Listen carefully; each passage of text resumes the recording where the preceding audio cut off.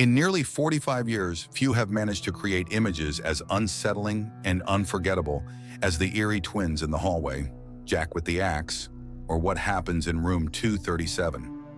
The Shining becomes a visual puzzle under Kubrick's direction, inviting you to find new meanings with every watch, with color playing a key role in creating depth and mystery.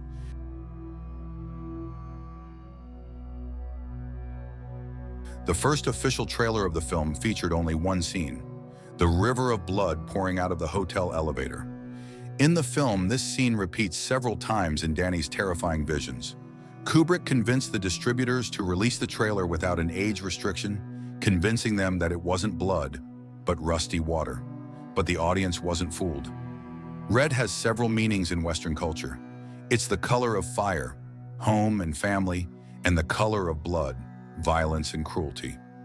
In the film, both meanings are tightly intertwined. The Torrance family all love red, but it's Jack who wears a blood-red velvet bomber in the film's most violent scenes. Red is also present in the Overlook Hotel's interiors, and only Jack perceives it as his true home. Wendy, I'm home. In the film, Kubrick uses the contrast between green and red. At first, the green dominates, with touches of red, but gradually the red palette takes over, with small bursts of green. This symbolizes Jack's progressing madness. One example of this is Jack's changing clothing.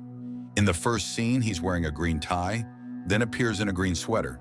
In the next scene, after waking up, he's again in green clothing. However, after Jack wakes up screaming from a nightmare in room 237, his outfit changes to a red jacket, which he will wear in every subsequent scene. It's also worth noting the exit sign, whose color changes several times throughout the film. Additionally, the green plants, many of which begin to wither as the film progresses, further emphasize Jack's descent into madness. Another important color in the film is blue. Wendy, Danny, and even secondary characters like Dick and the twin girls are almost always dressed in blue. Blue becomes the color of all the innocent victims. Kubrick plays with the audience, leaving color-related Easter eggs. When Wendy arrives at the hotel, she says her favorite color is pink, but throughout the film, she never wears anything pink. The contrast between the real and the fantastical is one of the most common techniques in horror, exposing the hidden cracks and flaws in everyday life.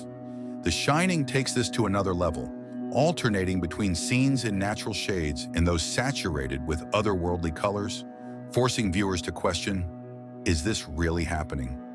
The labyrinth-like hotel, surreal carpets, uninvited guests, the transformation of empty halls into lively parties, and the mysterious room 237 all contribute to this unsettling atmosphere.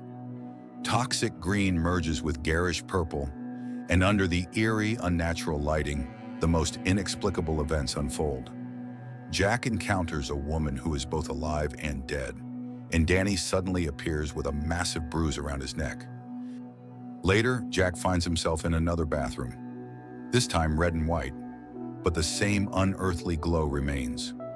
Following a conversation with his spectral companion, Jack resolves to commit an irreversible act.